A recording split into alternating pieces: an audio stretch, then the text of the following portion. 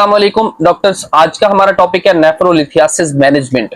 जो previous 2 videos थी उनके अंदर हमने नेफ्रोलिथियासिस की टाइप्स और जो सेकंड वीडियो थी उसके अंदर नेफ्रोलिथियासिस यूरिटेरिक स्टोन और ब्लैडर स्टोन को किस तरह डिफरेंशिएट करना है, हमने उस चीज के ऊपर बात की थी। आज की स्पेसिफिकली वीडियो है इन्वेस्टिगेशन और ट्रीटमेंट के बारे में। तो स्टार्ट करते हैं। इन्वेस्टिगेशन के लिए या हम कह सकते हैं मैनेजमेंट के लिए हमें नेफ्रोलिथियासिस की सबसे पहली चीज जो है हमें स्क्रीनिंग टेस्ट करना है। स्क्रीनिंग टेस्ट के अंदर 2 चीजें आती हैं, या तो हम एक्सरे कर लें या तो हम अल्ट्रासाउंड कर लें। बेसिकली है ये कि जो हमारे पास गॉल ब्लैडर स्टोन्स होते हैं वो 70% जो है वो अल्ट्रासोनोग्राफी के ऊपर पिक होते हैं, लेकिन जो नेफ्रोलिथियासिस है या रेनल स्टोन्स हैं ये 70% to 90% जो है एक्सरे के ऊपर पिक होते हैं। तो हमें फर्स्ट जो है एक्सरे करना है। तो एक्सरे के ऊपर हमें 70 to 90% जो स्टोन्स हैं वो हमें पिक हो जाते हैं हमारे पास एक्सरे के ऊपर। यहाँ पे एक वर्ड लिखा हुआ है KUB। KUB का मतलब है किडनी का, यूरेटर का और ब्लैडर का एक्सरे करना है, ठीक है। उसके बाद ये जो 70 to 90% स्टोन्स होते हैं ये रेडियो ओपेक होते हैं। रेडियो ओपेक वो स्टोन्स होते हैं जो हमें एक्सरे के ऊपर पिक हो जाते हैं। और अगर फॉर एग्जांपल कोई ऐसे स्टोन्स हैं जो रेडियो लूसेंट हैं, वो पिक अगर नहीं हो रहा है तो उसके लिए हमने क्या करना है, उसके लिए हमने अल्ट्रासोनोग्राफी कर लेनी होती है, ठीक है। उसके बाद पूछा जाता है कि इन्वेस्टिगेशन ऑफ चॉइस क्या है। इन्वेस्टिगेशन ऑफ चॉइस के लिए हमने सीटी एब्डोमेन करना होता है। एक तो सीटी एब्डोमेन हम इसलिए कर रहे हैं कि क्योंकि किसी किस्म की और कोई पैथोलॉजी तो नहीं है जो एक्यूट एब्डोमेन के साथ रिलेटेड है। फॉर एग्जांपल प्रीवियस वीडियोस जो थी उनके अंदर हम एक्यूट एब्डोमेन को ही डिस्कस कर रहे हैं काफी दिनों से। तो एक्यूट एब्डोमेन के अंदर फॉर एग्जांपल किसी किस्म का कोई इश्यू है तो वो सीटी एब्डोमेन के ऊपर पिक हो जाएगा, ठीक है। हम जिसको यूरेटेरिक स्टोन या ब्लैडर स्टोन या रेनल स्टोन समझ रहे हैं, क्या वो वाकया ही रेनल स्टोन है, तो इस वजह से हमें सीटी एब्डोमेन करना चाहिए, ठीक है। ये एक नॉन इन्वेसिव मेथड है। उसके बाद अगर फॉर एग्जांपल सीटी एब्डोमेन अवेलेबल नहीं है तो फिर हम कर सकते हैं इंट्रावेनस यूरोग्राम। इंट्रावेनस यूरोग्राम में ऐसा होता है कि हम यूरोग्राम जो है, यूरोग्राफिन जो है वो इंटर करते हैं और उसके बाद जो हम एक्सरे ले लेते हैं और हमें फील्डिंग डिफेक्ट मिल जाता है, ठीक है।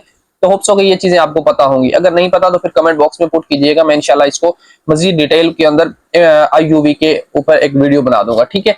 उसके बाद कुछ कंट्राइंडिकेशंस हैं कि हम IUV या इंट्रावेनस यूरोग्राम कुछ कंडीशंस के अंदर नहीं कर सकते क्योंकि रिस्क होता है एनाफिलैक्सिस का। कौन सी कंडीशंस हैं? Like as asthma, pregnancy, renal failure, ये कंडीशंस जो है इनके अंदर हम लोग IUV नहीं करते, ठीक है। कॉन्ट्राइंडिकेटेड होती है क्योंकि रिस्क होता है एनाफिलैक्सिस का, ठीक है।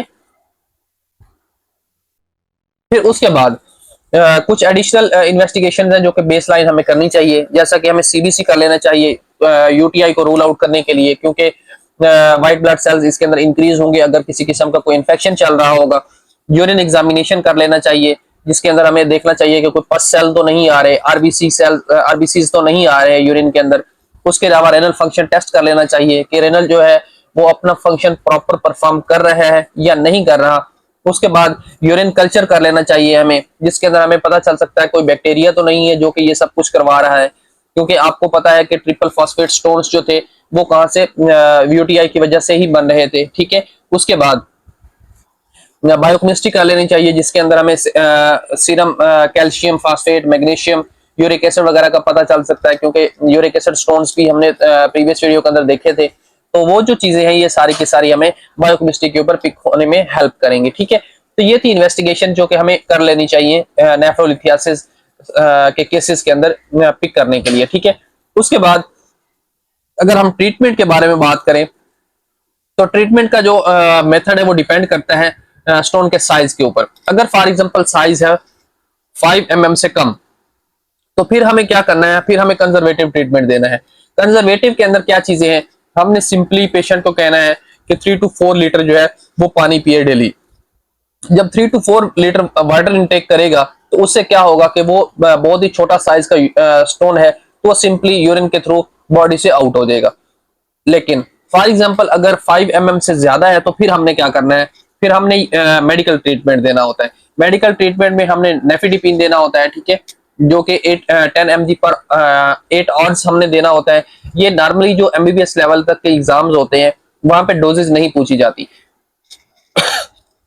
सॉरी, वहां पे डोजेज नहीं पूछी जाती, वहां पे जस्ट आपको ड्रग का नाम ही पता होना चाहिए। तो नेफिडिपिन देते हैं। अगर इससे ठीक नहीं हो रहा तो अल्टरनेटिव जो है हमने अल्फा ब्लॉकर देना होता है 0.4 mg पर डे। डोजेज आपने अपनी इंटरेस्ट के लिए याद रखनी है, लेकिन एग्जाम के अंदर नहीं पूछी जाएंगी आपसे।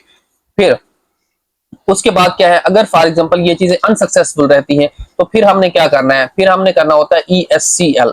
ESCL ये क्या चीज है? अब ESCL है extra corporeal shock wave lithotripsy. दोबारा सुने, extra corporeal shock wave lithotripsy. इसके अंदर सीन ये होता है कि अगर फॉर एग्जांपल जो स्टोन का साइज है वो 1 सेंटीमीटर से कम है, तो हम क्या करते हैं कि जो वेव्स होती हैं, लिथोट्रिप्सी की वेव्स, शॉक वेव्स होती हैं, उन वेव से इस स्टोन को तोड़ देते हैं। और जब तोड़ देते हैं तो फिर हम वाटर का इंटेक ज्यादा करवाते हैं और उससे ये यूरिन के थ्रू छोटे छोटे कचरे होकर बाहर निकल जाते हैं। अगर फॉर एग्जांपल ये सक्सेसफुल नहीं रहता, क्योंकि ये जस्ट 1 सेंटीमीटर से कम स्टोन के लिए है, अगर स्टोन 1 सेंटीमीटर से ज्यादा हो तो फिर हमारे पास अलग और मेथड्स हैं। और मेथड्स के अंदर है एंडोस्कोपिक रिमूवल। एंडोस्कोपिक रिमूवल के अंदर ऐसा होता है कि हम सिस्टोस्कोपी करते हैं या यूरिथ्रोस्कोपी करते हैं। सिस्टोस्कोपी ऐसी चीज सिस्टोस्कोपी होती है जिसके अंदर हम कैथेटर जो है वो हम ब्लैडर के अंदर पास करते हैं। यूरिथ्रोस्कोपी होती है जिसके अंदर हम यूरिथ्रा के अंदर पास करते हैं। ठीक है, तो इससे हम कैथेटर को पास करते हैं, कैमरा लेके जाते हैं साथ, उसको वहां पे जाके स्टोन को रिमूव करते हैं और रिमूव करके हम ब्लैडर के थ्रू, यूरिथ्रा के थ्रू बाहर निकाल देते हैं। ठीक है, तो ये है एंडोस्कोपिक रिमूवल। उसके बाद है परक्यूटेनियस नेफ्रोलिथोटमी। ये मिनिमल इन्वेसिव मेथड है। इसके अंदर क्या होता है, इसके अंदर हमने करना होता है जो स्टोन है उसको रिमूव करना होता है परक्यूटेनियस मेथड के थ्रू। ठीक है,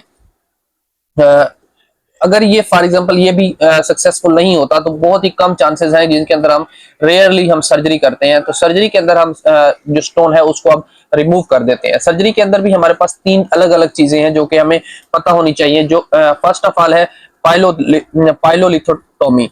पाइलोलिथोटोमी का मतलब ये होता है कि अगर फॉर एग्जांपल जो स्टोन है वो हमारी किडनीज के अंदर है, किडनी स्टोन जो है उनको रिमूव करने के लिए हमें ये किया जाता है पाइलोलेथोटोमी।